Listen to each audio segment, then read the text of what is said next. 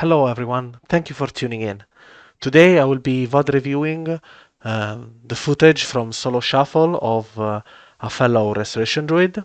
I will try to do my best to give some advice in terms of how to position, how to play Restoration Druid in general in Shuffle, and so on.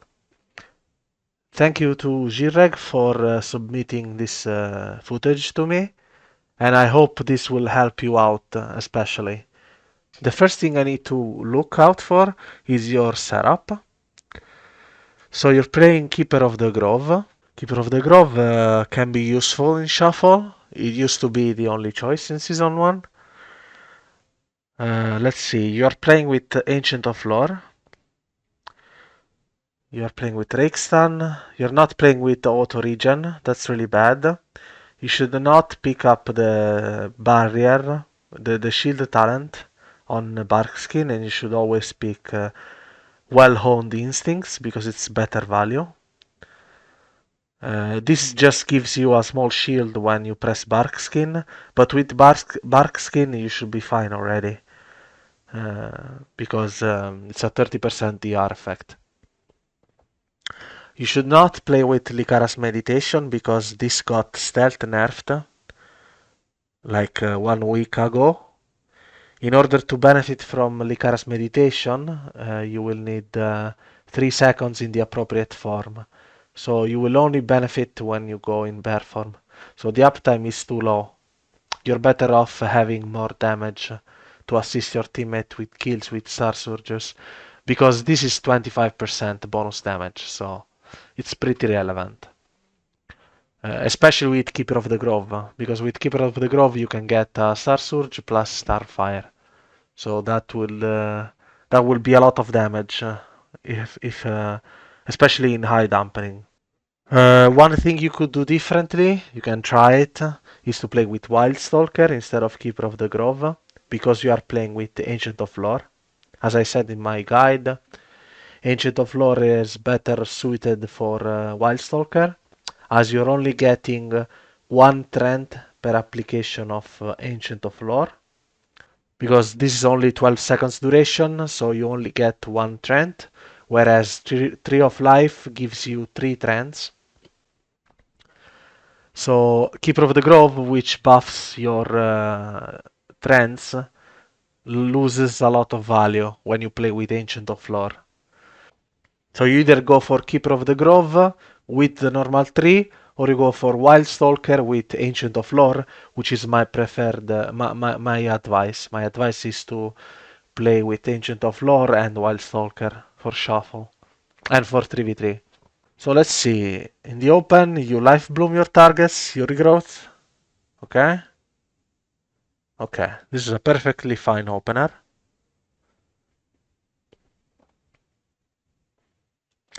I would not go for a Rakestan on Paladin here. The reason why I say this is because you are playing versus a Hunter. When you play versus a Hunter, you need to expect him to pet stun you as soon as you come out of stealth. So the best opener into any Hunter team or any Hunter shuffle is to try to stun the Hunter, so that he cannot pet stun you. If he trinkets to stun you, even better. You got yourself a trinket. But this target, yes, this target is the worst one, because this will leaves you open to get CC'd from the Warlock and the Hunter, both of them.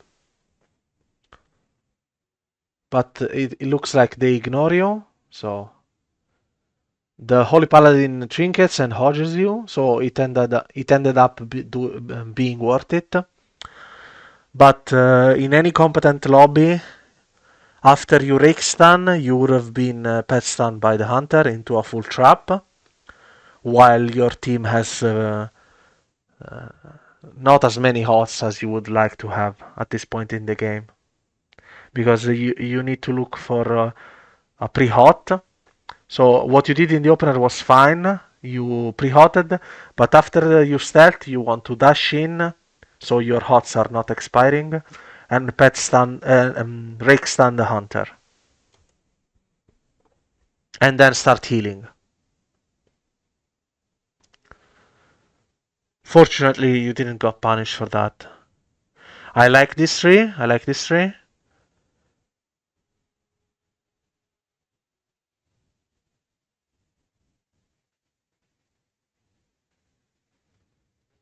Okay. You are playing on top of the Warlock port. This is fine because it's also Hunter. So you are playing quite a bit aggressively, but your Warlock port is also here, so this positioning is completely fine. You got Bop and Wall, that's good.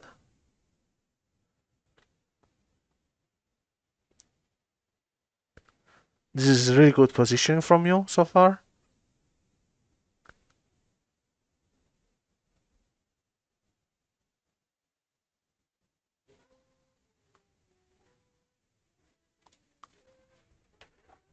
Okay, here this is what happens usually in Shuffle. So you're trying to clone, you got a full clone on the Holy Paladin, but at the same time you could have dispelled the Hodge, I think. Let me see. It's a full Hodge. Okay, so your partner instantly trinkets out of it. Okay, this is fine actually. Sometimes you get to dispel your partners, but in this case, since you got a full Hodge, I mean a full clone, it was actually worth it. Because the Paladin has no trinket, so you have a lot of pressure now. And you got Bubble, okay. Generally speaking, you don't want to go for these Cyclones, but here, if you saw it, well played to you. Both of those trinkets are, both of those kicks are out, so you can actually go for clones. That's really good play. One thing you could do here is to try and clone the lock, but it's quite risky, so I think it's fine that you went back for healing. I don't like this Trank because I don't see the cooldowns being popped. You could have waited a bit more for that. It's only 20% dampening, so you should be able to heal through without it. Okay. You shouldn't go for these clones because kicks are up, but you got it, so it ended up being worth it.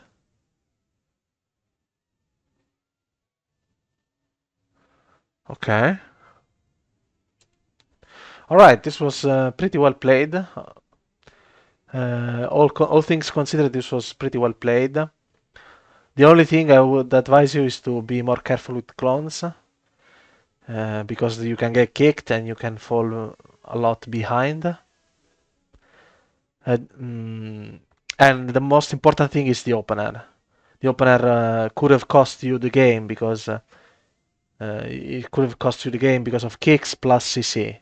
Because you can get kick from Warlock on that clone in the opener, and then you could have gotten pet stun, trap, fear. So 20 seconds plus CC on you. So let's see, game 2. You're pre-hotting. Your warrior is extremely exposed right now. He's in the enemy team's pillar. So right now what you want to do is to dash in with stealth as soon as possible. Okay, nice. Comes out. This is one of those moments where you don't want to risk trying to pet stun, Rick stun the hunter because your warrior was too far with just life bloom plus regrowth. He was right in the corner of the screen on their pillar, so you don't have time to rush in and Rick stun the hunter before your warrior takes massive damage. So coming out of stealth here is just completely justifiable.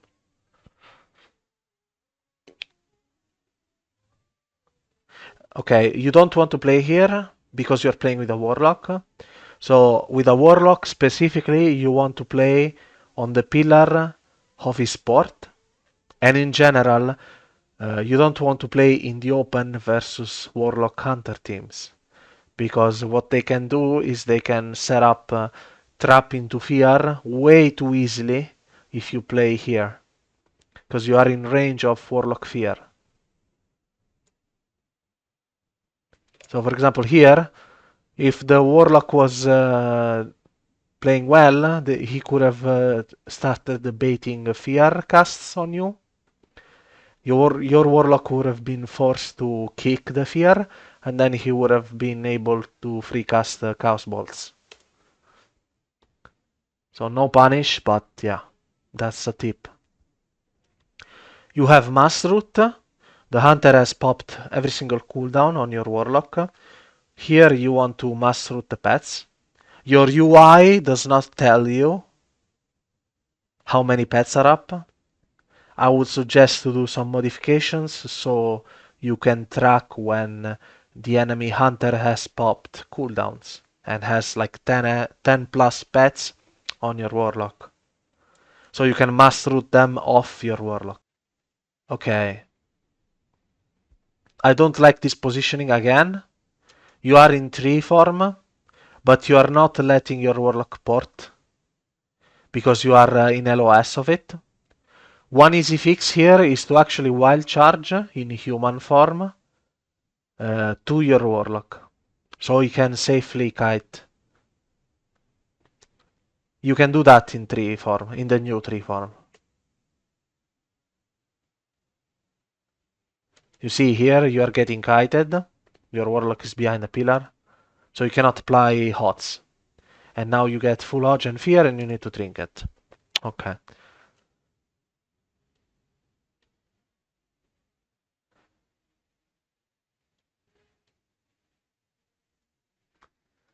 You get a full clone on the hunter. Okay. So your ideal positioning is here actually, or here. So you deny fears. Because now the warlock can actually safely fear you, and then the hunter could trap off that fear, and you're out of the game.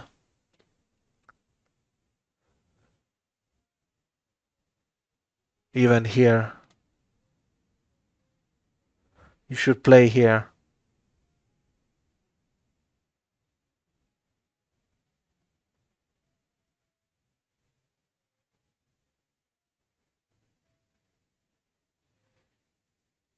Did you get trap off?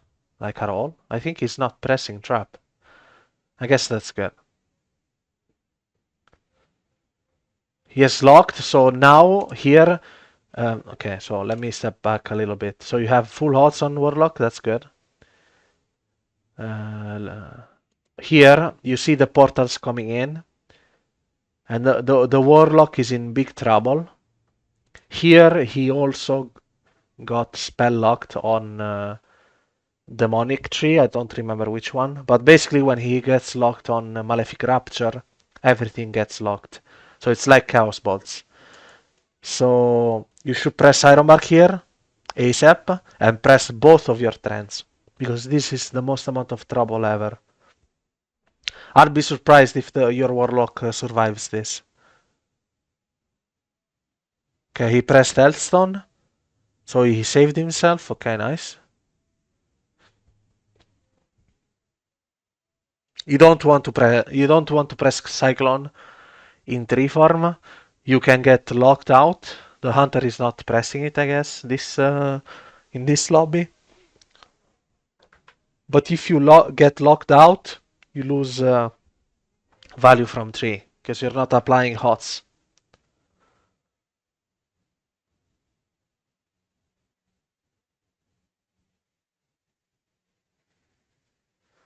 Okay, so you're okay. You Ironbark. Okay, so this is something you don't want to do.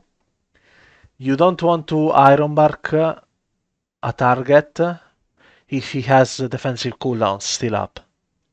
Because now what happens is, okay, so what happened was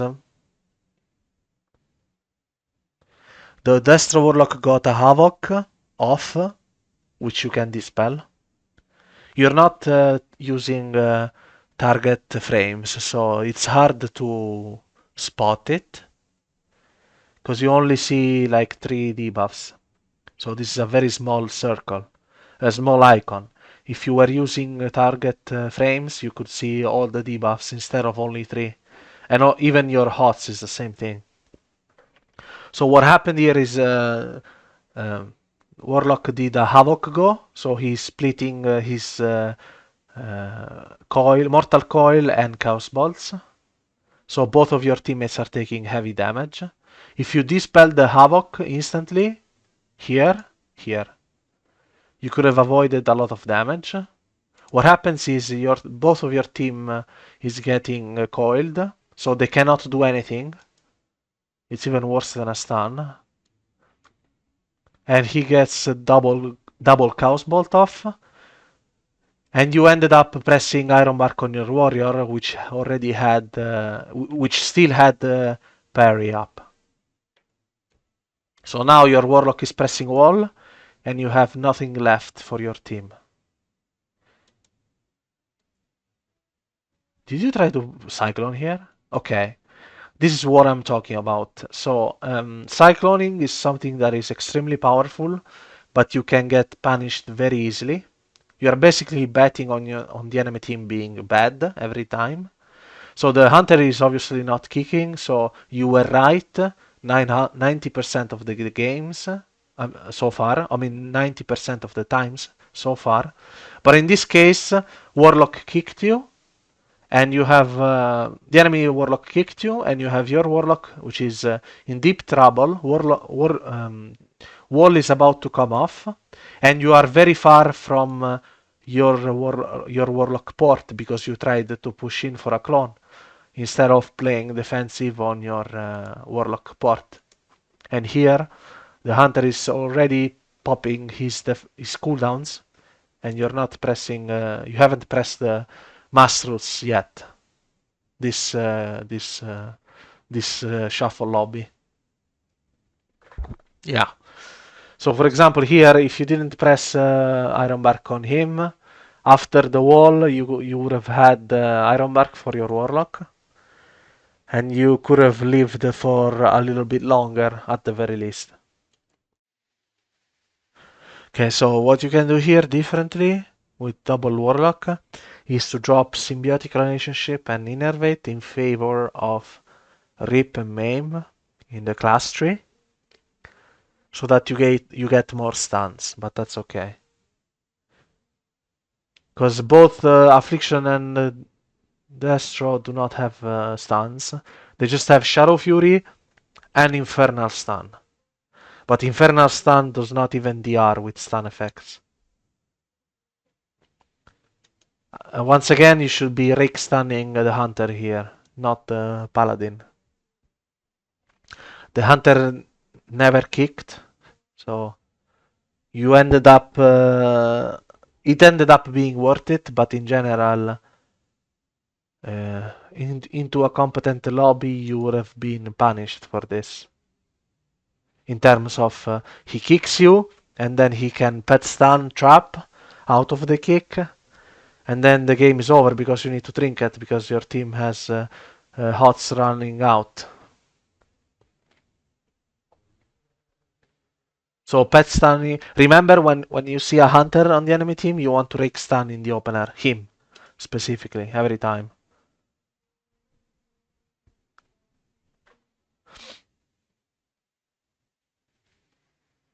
So your teammate got speared. You can dispel that. No, never mind. Okay, this is unfortunate because you pressed Iron Mark, which was a good Iron Mark, with full cooldowns up in the spear, but your Warlock did not see it, so he pressed wall as well. That's very unfortunate because now you have no cooldowns left, basically. You have no damage reduction effects for a while. So you need to be extra careful, and you want to try to slow the game down as much as you can with CC. You are still not routing. You should try to use this button.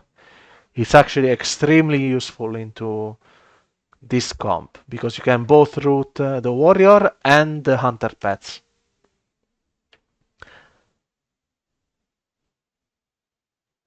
You can also play with Typhoon in this situation. You can drop another talent.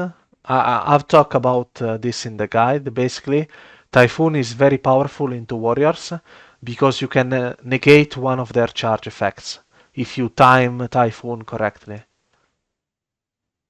Because, for example, he just leaped in with the heroic leap. If you Typhoon the heroic leap, he's back here with no mobility left and no way of connecting to the warlock. This is extremely important because with dampening ramping up, damage avoidance is better than healing it, if you know what I mean. Nice clone on the hunter. Shift rep, nice. Your positioning is not optimal here. You want to play in LOS of his teleport. Now, okay, now the warlock has pressed his healthstone. Now you know that the warlock has no cooldowns left except his teleport. So you should be spam healing him right now.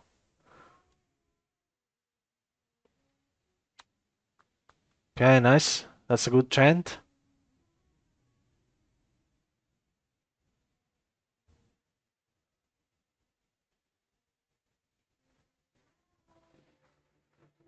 This is a good opportunity to press Tranquility. The dampening is starting to ramp up. You just full cloned the hunter, so they don't have any stops unless he Stormbolts you, but Stormbolt is also in cooldown. So you can reset your Ironbark in time for the burst, and you can reset one stack of NS plus Ancient of Lore. So this is a perfect opportunity to trank.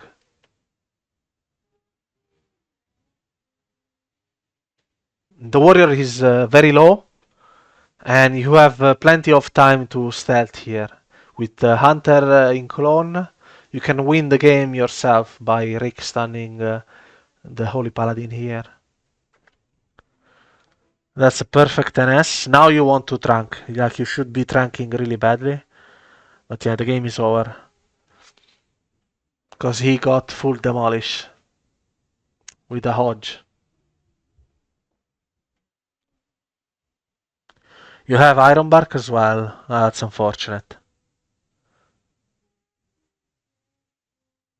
Here, your Rixan is actually very strong because once again you are playing a comp that has very little stuns. The Affliction Warlock BM Hunter, so they only have pet stun from the Hunter. You should try to use your Rick stun on the DPS, the enemy DPS, while the Warlock and the Hunter both focus on healer CC. So this is very bad from your POV. You should be Rick stunning Warrior or Warlock, one of the two.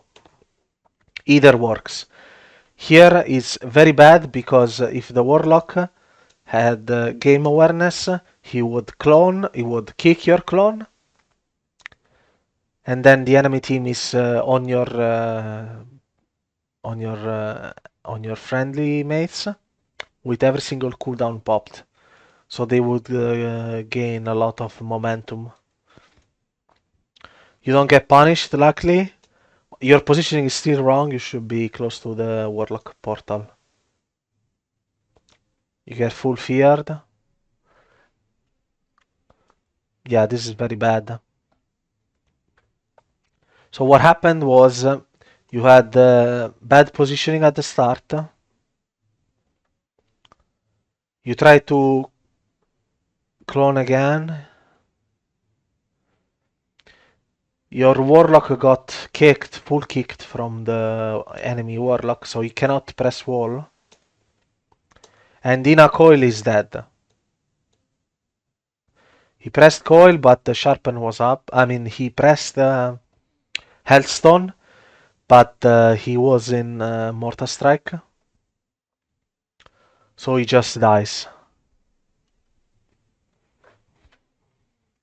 This could have been avoided if you played here, your start here, you can just Rick Stun Warrior. That's the most deadly part of this comp. Because if the Warrior has no uptime, the Sharpen effect is not on your Warlock. So your heals are even stronger. You need to help Warlocks specifically to peel melees off them all the time when you play with one. You cannot leave them alone to tank the full burst of arms warrior plus a warlock. You can also help tremendously in this matchup with kicks if you interrupt the destruction warlock cooldowns. Here your warlock got faked, so the enemy warlock is in full precog, so it's over.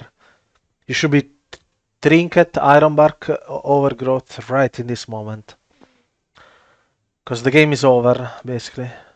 And the reason all this happened is because you left your Warlock alone to tank the full burst, the full enemy burst, while you were CCing the Holy Paladin. You should just leave that job to your Warlock plus Hunter, because both of those have magic crowd control effects, which are dispellable. So if the enemy Warlock tries to fear the DPS, the Paladin can just dispel.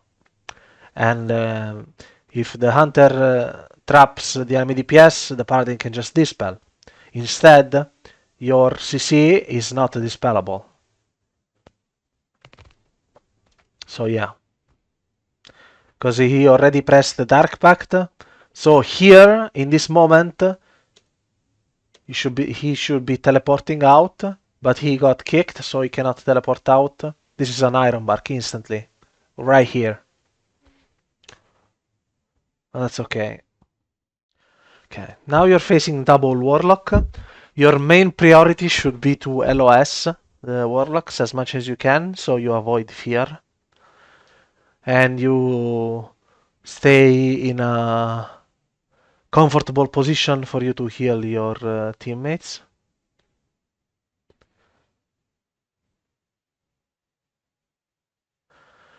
Okay, so what you're doing wrong here is after you rake stun, you are trying to go in the open to get a better angle to get a full clone. But this is wrong because both kicks are up. Like you can get kicked here.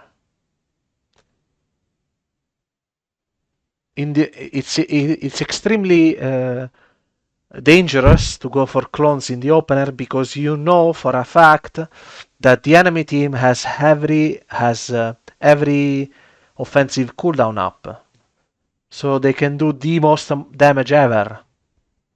This is not the time to go for clones or to even fake cast a clone to get kicks out of the way. After a rake stun, you should head back to the pillar. Here, you want to head back to the pillar while you apply HOTS on your warrior, which you're about to run off. So your warrior now has no HOTS except of a regrowth, and you're trying to clone a warlock, which could also spell reflect you, by the way. Okay, you get a bop in the opener, you bash on it, that's unfortunate. So now, because of your positioning with the Blessing of Protection, the warlock gets a full fear on you. This is 100% a trinket, by the way, on the full fear. Now you trinket late, you are out of range because of fear. And your trends do little healing. And you have to press Iron Bark as well. Let me check one again. So this is a disastrous opener because of positioning.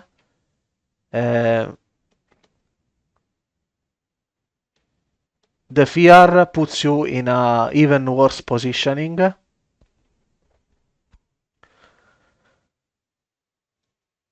I know it's hard to try to line of sight both warlocks, but you you could have done way more. Do not underestimate the fear effect of putting you in a bad position. Here in my mind, it's an instant trinket because one of the warlocks is in a bop, so he's free casting. And the enemy team has full cooldowns up. There is an Infernal, and a Glare is about to come out. Because it's the start of the game. Your hunt, they got a full triple CC chain on you guys. So this is the most amount of trouble ever. And in fact, they gain every single defensive cooldown from both of your teammates, except Rally. That's the only thing you have left from this opener.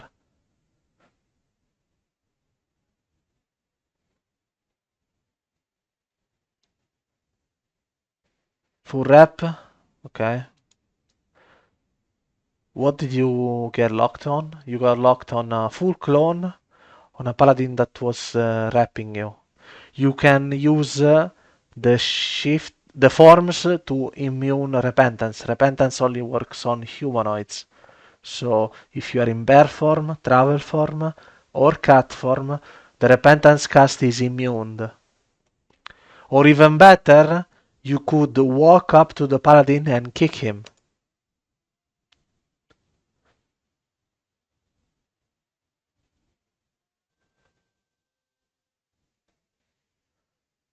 Okay, so you meld the fear cast is actually really good. Here you want to wild charge to your hunter and go back to pillar because you guys are in you are in extreme trouble. You don't have any cooldowns. I'd personally go back to the pillar and heal the warrior as much as possible. On the next set of cooldowns, you probably need to trank. Okay, that's fine.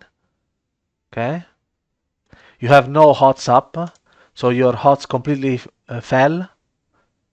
You still don't have hots on your warrior. Okay, now you start reapplying them. Coil into Chaos Bolt. Okay. You don't want to Cyclone a Warlock most of the times because they have three different ways of stopping you. They can either coil, as it had happened, they can Infernal Stun, and they can kick. And the fourth the fourth thing that they can do, which is not an interrupt, is they can spell reflect the full clone. And the game is completely over, by the way.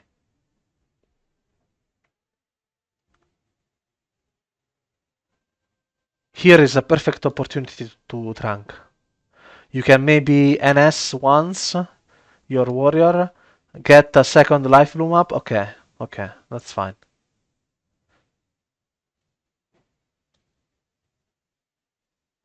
Rally's up, but coil, it's over. Yeah, it's over.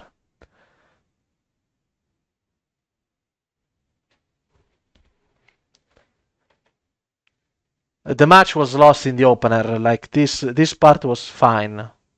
It was not bad. Here you could line of sight the fear from the warlock, but I understand that it's harder to read. The easy part is to not expose yourself from losing the game in the opener by being in the open versus double warlock. Because they got both parry, they got every single cooldown from Hunter, which forced him to play defensive on the pillar. So he didn't play the game that much after that. And your warrior was the only one left exposed. Because he needs to be on top of the warlocks or his class does not function at all.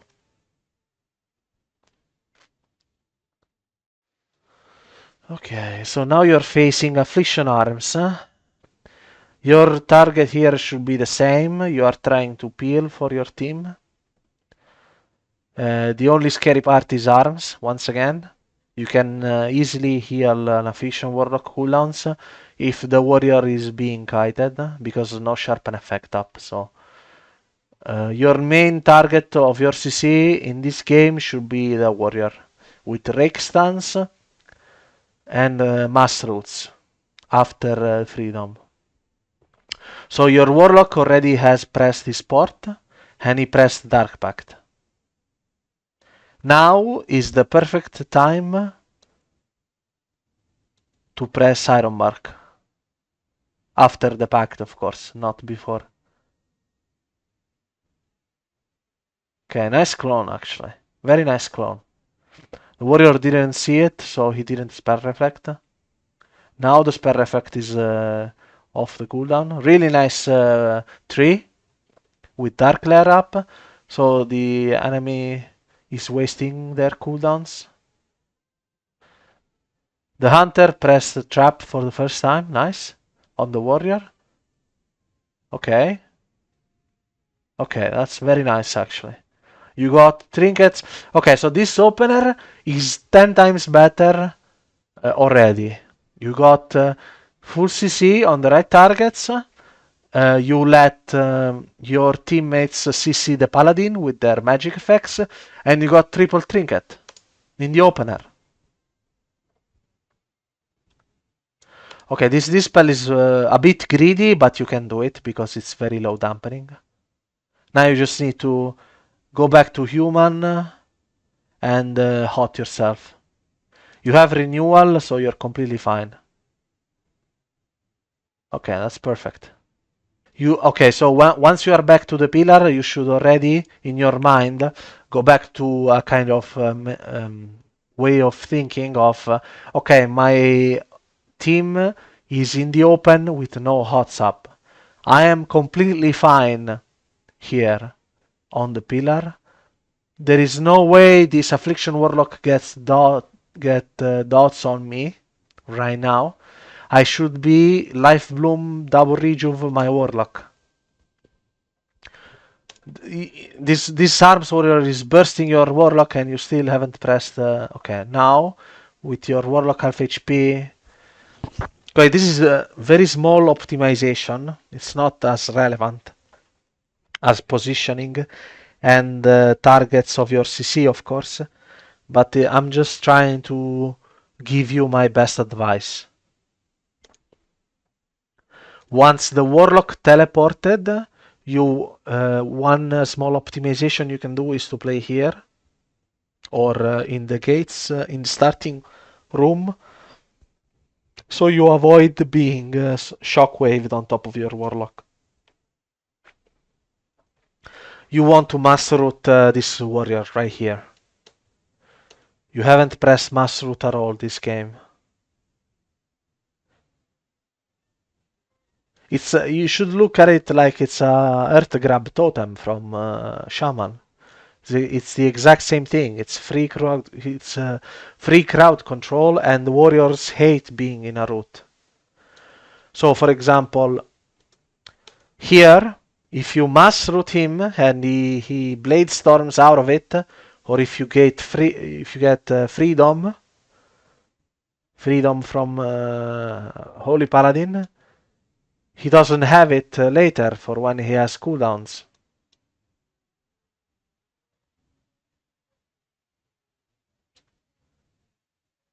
Your hunter... okay. Okay. Let me see what happened exactly. Is that a demolish? No, it's just... I see.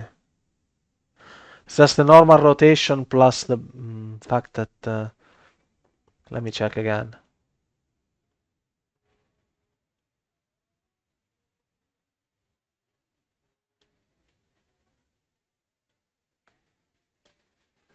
The hard part here is that you do not have targeting frames. I cannot see if this warlock is in a sharpen.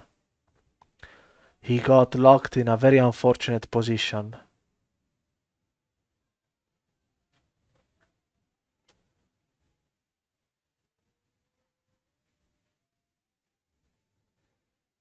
So before you NS3, you could have Swiftman and pressed an NS to full heal your warlock. Or even go behind a pillar.